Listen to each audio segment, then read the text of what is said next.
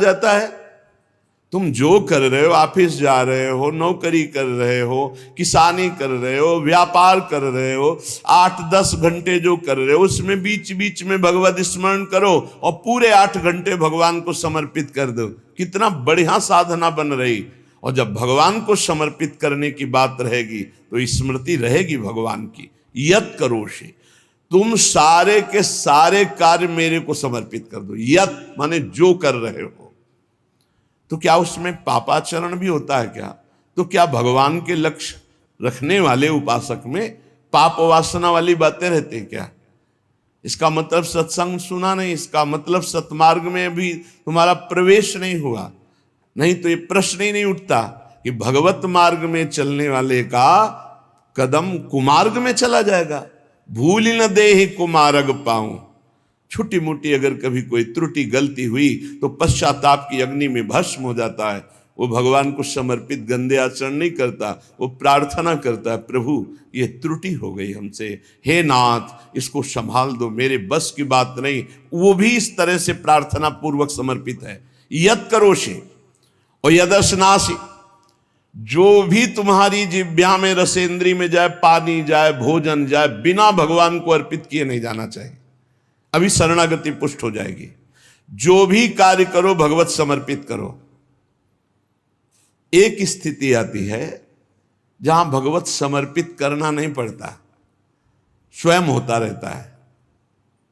वो होता है तन, मन, वाणी और अहम, इनका समर्पण जिनका हो चुका है पूर्ण रूप से। अब उनका यह नहीं होता कृष्णार्पणमस्तु, ये तो प्रारंभिक। पर ये जब तक स्थिति नहीं है तब तक प्रारंभिक दशा में ही हो।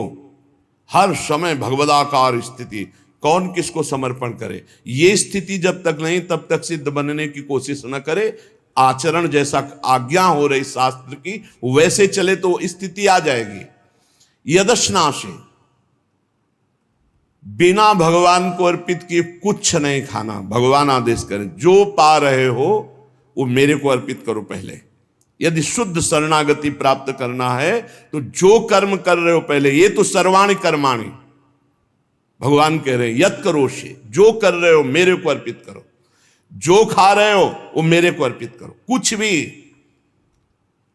ऐसा खाओ मती जो भगवान को अर्पित नहीं कर सकते, ऐसा करो मती जो भगवान को अर्पित नहीं कर सकते।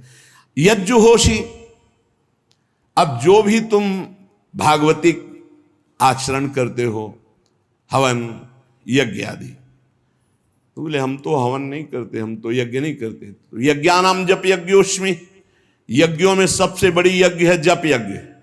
तो आप जो ये जप यज्ञ कर रहे हैं ये भगवान को अर्पित करो।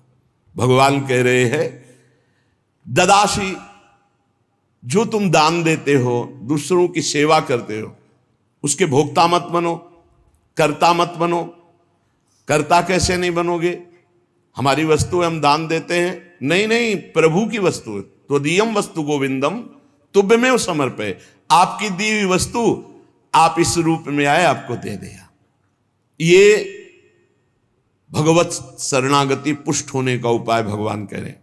यत तपस्यसि, जो तुम साधना कर रहे हो, जो तुम तपस्या कर रहे हो, वो सब मेरे को अर्पित कर दो। अर्थात तुम्हारी पूरे जीवन की, पूरे दिन की जितनी चेष्टाएं हैं सब भगवद अर्पित होनी चाहिए।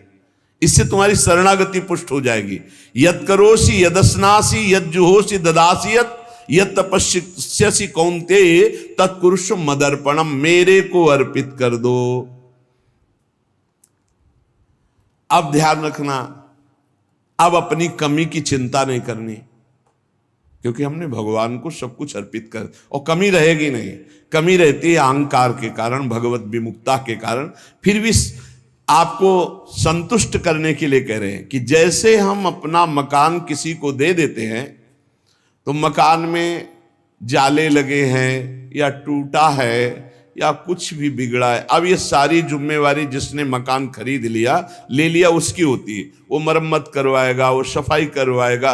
ऐसे ही हम अपने तन को, अपने मन को, अपने प्राणों को, अपने जीवन को जीवननाथ प्रिया प्रीतम के चरणों में समर्पित कर दिया।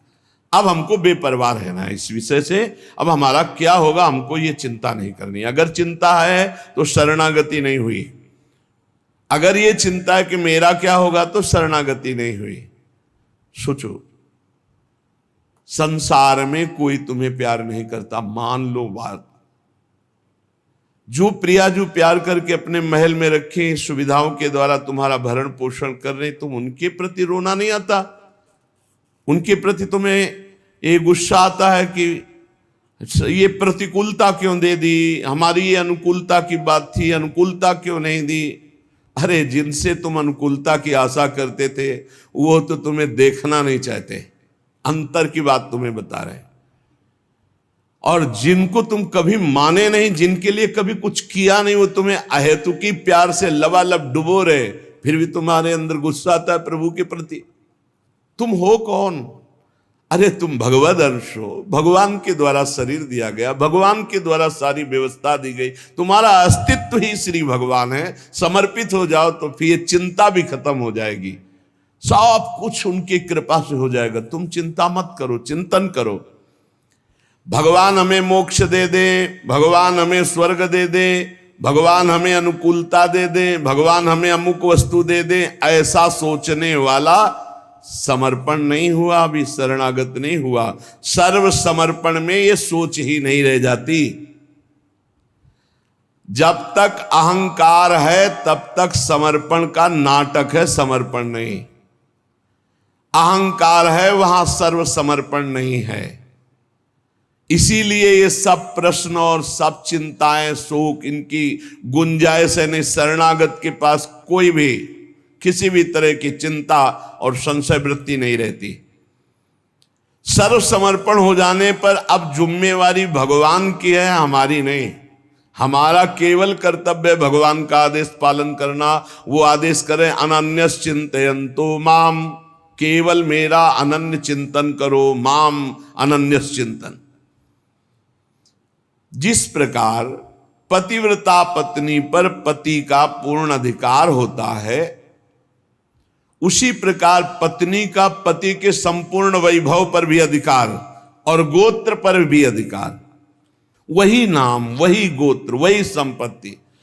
जिसके जीवन में भगवान के प्रति समर्पण आ गया तो उसकी ठसक हो जाती। तुम किस गोत्र के हो? बोले अच्युत गोत्र, श्री हरिवंश सुगोत कुल। जो अपनी महिमा से कभी च्युत नहीं होते, उन हम भगवान के हैं। अब हमारा गोत्र, हमारी जाति, हमारा कुल भगवान है। और यही सिद्धांत परम सत्य है, यही सिद्धांत परम सत्य है। हम सब भगवान के बच्चे हैं, कोई छोटा बड़ा में एक तिनका भर कोई छोटाई बड़ाई नहीं है। पूरा का पूरा वैसे ही सब है जैसे एक तो सब अनेक वही बना हुआ, एक को हम बहुत श्यामा। भगवान का शरणागत जो होता है उसमें ये चार बातें बहुत जोर से जागृत होती है। सबसे पहली बात, निरंतर भगवान का स्मरण छूट नहीं सकता। नींद आई तो सुसुप्ति में चला गया, जरा भी जागृत हुआ तो मंत्र चल रहा है, नाम चल रहा है, चलाना नहीं पड़ता। क्यों? शरणागत है। थोड़े दिन अभ्यास कर लो, ऐसा होने लगेगा। देखो इतने लोग बैठे हैं, आप सो के उठते हो तो आपका पहला चिंतन क्या होता है? क्या मंत्र होता है? भगवान का नाम प्रियालाल आते हैं आपके चिंतन में? क्या आता है चिंतन? पहला चिंतन। अगर पहला चिंतन प्रभु है तो शरणागति पुष्ट हो रही। सो के उठे, चल क्या रहा है? अगर प्रभु नहीं तो अभी शरणागति नहीं। पहला लक्षण।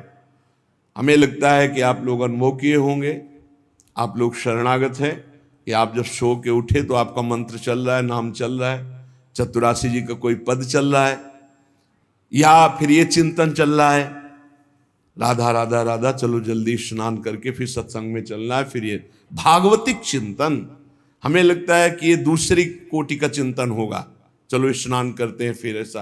पहला चिंतन होगा श्री जी का। ऐसा होता है? आप लोग देखिए, ऐसा होता है कि आप सो के उठे, आपका चिंतन श्री जी का चालू है? पक्का? आप लोग देख लीजिए, अगर ऐसा है